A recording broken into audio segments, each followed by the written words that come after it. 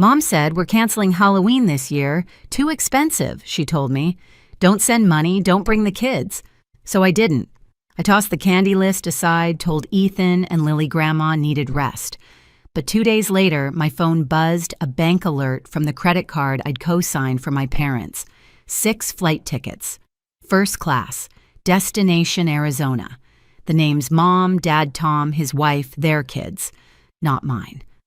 I froze, staring at the screen, my reflection warped in the glass. For a second, I thought it had to be a scam. But it wasn't. They hadn't canceled Halloween, just us. I grew up believing my parents were good people. The kind who'd drop off casseroles for neighbors, smile at church, send polite Christmas cards. But being their daughter came with a different kind of charity, one that always flowed one way. I paid for the little things, a new roof, the property tax, that emergency water heater. They always promised to pay me back. They never did. And I never asked, because that's what good daughters do, right? They help. This year, I wanted Halloween to be special again. The kids were finally old enough to remember it. Ethan had his heart set on dressing as a vampire. Lily wanted to be a fairy. For years, we'd spent the holiday at my parents' place, handing out candy to trick-or-treaters, eating my mom's pumpkin bread. It was the one tradition that still made me feel like part of a family instead of an ATM. When Mom called to cancel, her tone was almost casual. It's just too much this year, Joy. The economy, you know, we're all tightening our belts. I pictured her sitting at the kitchen counter, stirring her coffee with that tiny silver spoon I'd bought her last Mother's Day. I offered to cover it like always, but she shut it down fast, too fast. No, honey, don't. You've done enough. Something in her voice made me pause. It wasn't gratitude. It was something closer to guilt, thinly wrapped in politeness. But I brushed it off. People get weird about money, especially parents. That night, I took down the orange lights we'd hung on our balcony and folded the kids' costumes back into the closet. Grandma's tired this year, I told them. Ethan nodded like an adult, but Lily's little face fell. So no candy at Grandma's, she whispered. I smiled through the lump in my throat. We'll still make it fun at home. 2 days later, the alert from the bank popped up on my phone while I was packing lunches. Transaction approved. Airline purchase, $4,872. I blinked. My stomach turned.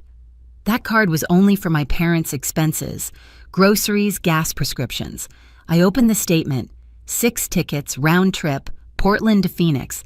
The passengers' names glared back at me like a joke I wasn't invited to understand. Mom, Dad, Tom, Diane. Their kids.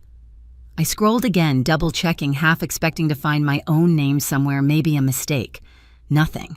I refreshed the page, hoping it would disappear like it was a glitch. It didn't. I laughed the kind of laugh that comes out sharp and empty. My parents weren't saving money, they were spending mine. On a family trip that didn't include me or my children. At first, I wanted to believe it was a misunderstanding. Maybe Tom had planned a surprise and charged it accidentally. Maybe Mom forgot to tell me they'd invited us too. So I called. She answered on the 3rd ring, her voice sugar-sweet. Hi, sweetheart. Everything okay? I tried to keep mine steady. Yeah, just got an alert from the bank. It says there was a flight purchase. She cut me off before I could finish. Oh, that. Yes, your father booked something last minute. We haven't traveled in ages. You know how stressful things have been. I stared at the ceiling. With Tom and his family, a pause.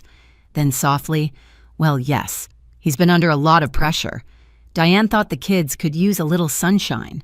So you canceled Halloween to go on vacation.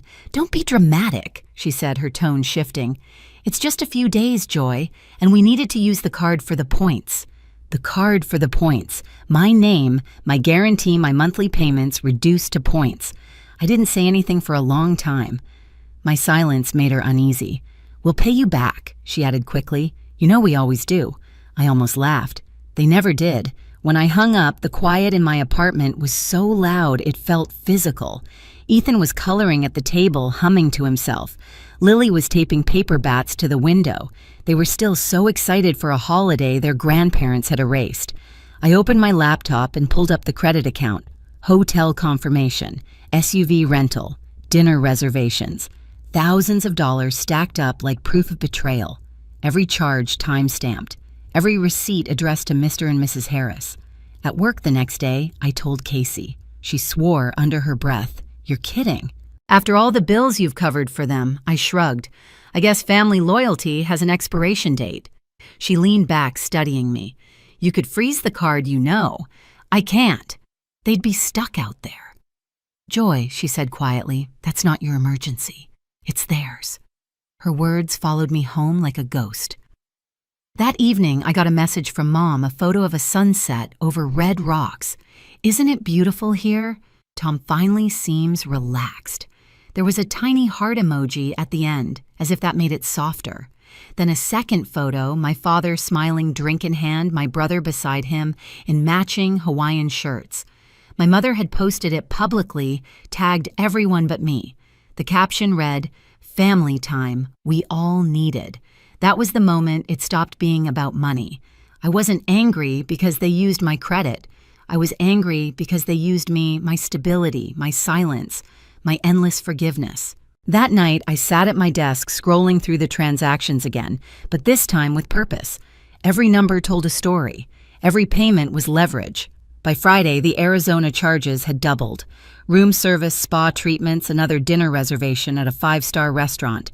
Each transaction felt like a bruise I couldn't cover. I didn't sleep that night. I sat at the kitchen table with my laptop open, the glow turning the room into a quiet battlefield. For years, I'd handled other people's budgets, solved other people's messes. It was second nature to fix things. But this time, I didn't want to fix anything. I wanted them to feel it. I opened the account settings and hovered over the freeze card option. My finger trembled. Then I stopped. Not yet. Not like this. Saturday morning, Casey called. "You look like someone who hasn't blinked in 12 hours.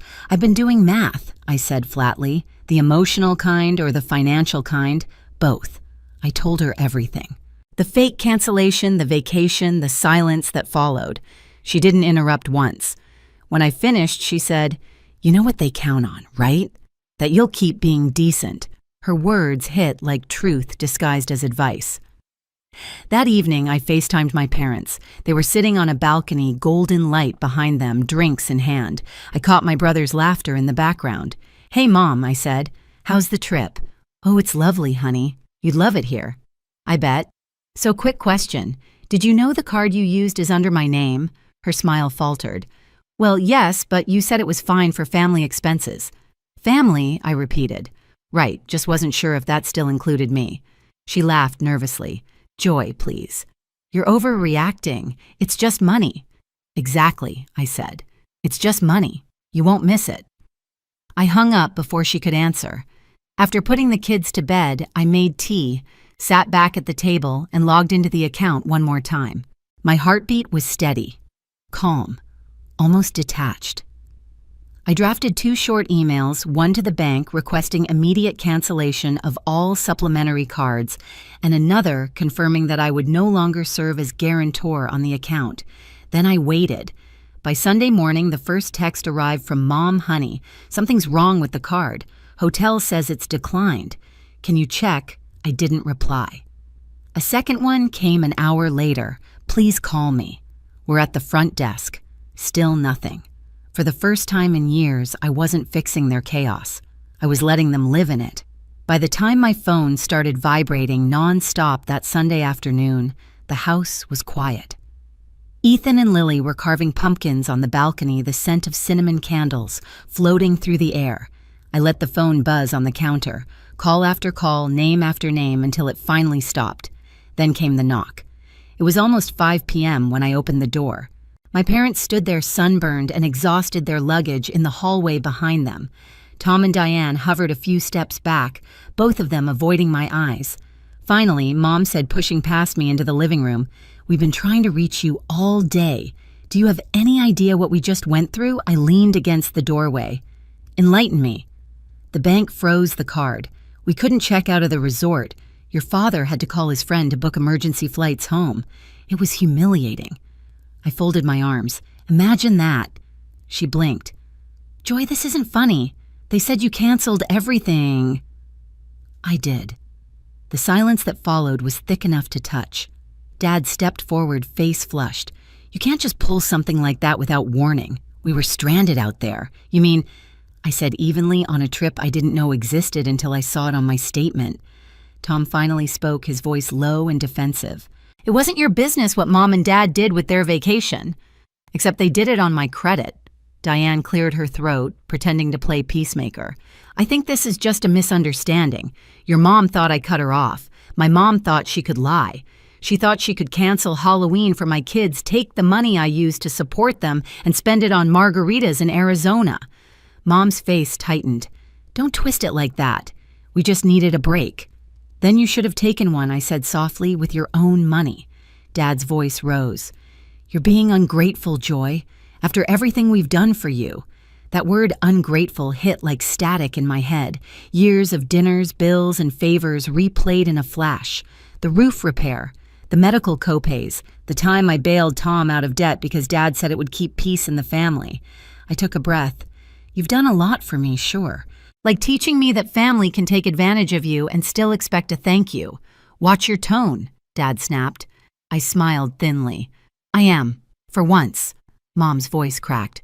We didn't mean to hurt you. I almost believed her, almost. But then I remembered the photos, the matching Hawaiian shirts, the post about family time we all needed. Mom, I said, when you told me to skip Halloween because it was too expensive, did you already have the flights booked? She hesitated, then looked down. That was all the answer I needed. You could have just said you didn't want us there, I continued. Would have been cheaper. Don't talk like that in front of your brother, she whispered. Tom shifted awkwardly. Look, Joy, maybe it wasn't handled right, but locking the cards, come on. That was overkill. I met his eyes. So was lying. He didn't reply. From the hallway, Lily's laugh floated in light unbothered. Ethan followed, holding up his pumpkin. Mom, can I show Grandma? Mom turned toward him, maybe hoping a smile could smooth everything over. Of course, sweetheart. I stepped in front of her. No. The word hung there, heavy and final. You don't get to smile at them after what you did. You told me not to bring my kids because they were too much. Then you used my credit to take Tom's kids on vacation. You didn't just lie to me, you lied to them. Her mouth opened, then closed again. For once, she had nothing to say. Dad rubbed his temples. What do you want from us? An apology? No, I said. Accountability. I walked over to the counter, picked up a stack of papers I'd printed that morning. Bank statements, confirmation emails, every charge linked to that trip. I handed them to him. You'll find your signatures here. Every transaction. I'm closing this account and the debt is yours now. The bank already approved the transfer. Mom paled. You wouldn't, I already did. Tom muttered something under his breath. Diane grabbed his arm, warning him to stop. I'm done being your safety net, I said quietly. From now on, if you want to travel, you'll need to earn it. Like I did. Dad looked like he wanted to argue but couldn't find the words. Mom's eyes glistened.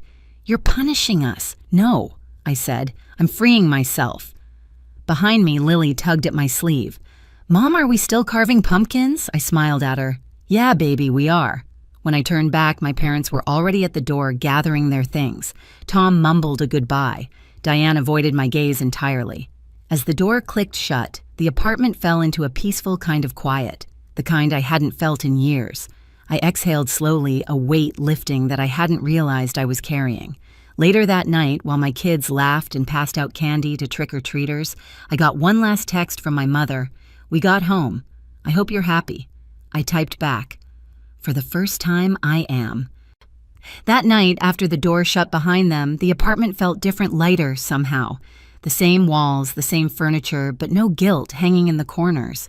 Just me, the kids, and the sound of their laughter echoing down the hallway. Ethan handed me a lopsided pumpkin with triangle eyes. We did it ourselves, he said proudly. Lily smeared frosting on my cheek as she decorated cookies. The air smelled like cinnamon sugar and peace. For once, I wasn't financing someone else's happiness, I was living mine. When the kids went to bed, I sat on the couch with my laptop open. I canceled every automatic payment I'd ever set for my parents' utilities insurance, their emergency fund. My hands didn't shake. I felt steady, free. A week later, an envelope came in the mail. Inside was a check from my father for part of the resort bill and a note in my mother's handwriting. We didn't realize how much we relied on you. We'll figure things out from now on. No apology. But it was enough. I tucked the letter away and looked at my kids' pumpkins on the windowsill. The candlelight flickered against the glass, glowing like small, stubborn hearts. Maybe that's what change looked like, not loud, not perfect, just honest. I poured myself a cup of tea, smiled at the quiet, and whispered to no one in particular, "Happy Halloween." I learned something that night. Love without respect isn't love at all. It's debt disguised as devotion. For years, I thought keeping the peace meant paying the price. Turns out, peace comes when you stop buying your place in the family. This Halloween, my kids will remember laughter, not rejection. And I'll remember the moment I chose self-respect over silence. If you've ever been the one who gives until there's nothing left, maybe it's your turn to stop fixing everything. Share your story in the comments and hit subscribe for more true stories of betrayal, justice, and strength.